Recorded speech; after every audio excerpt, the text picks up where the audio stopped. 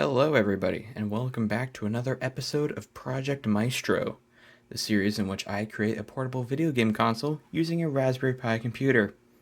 Now, this may be a shorter episode than usual, but I just wanted to see if I could accomplish something.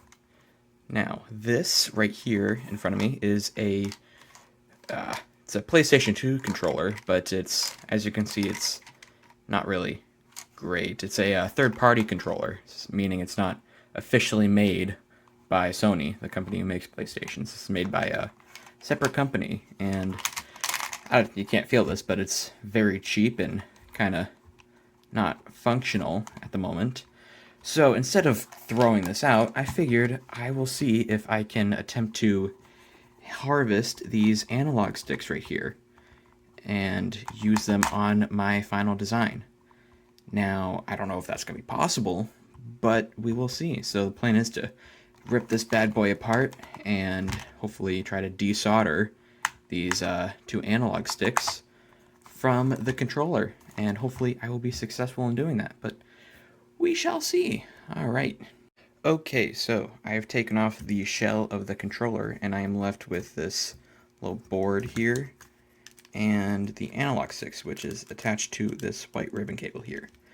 And as I opened it, I might actually reuse these bumper buttons too for my final design, because, I mean, why not, right? You know, might as well use them, and they're in pretty good shape, you know, good feel. So, yeah, but that's a project for another day. Right now, I'm going to focus on desoldering all of these little tips here.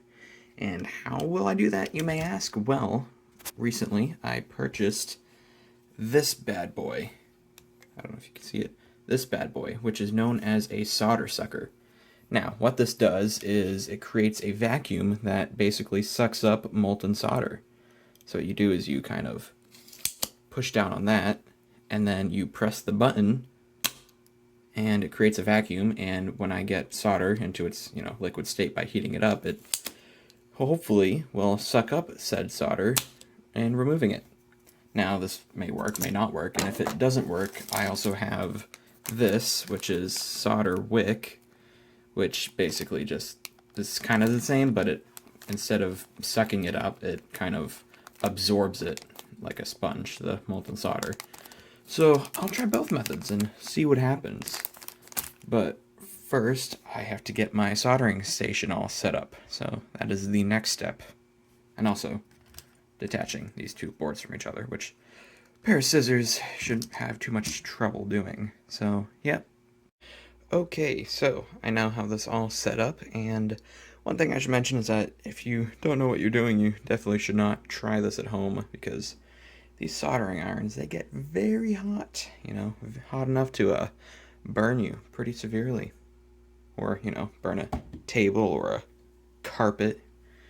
So, yeah, exercise caution when using these, and don't follow what I do, especially because I barely know what I'm doing, if I'm gonna be honest. But you know what?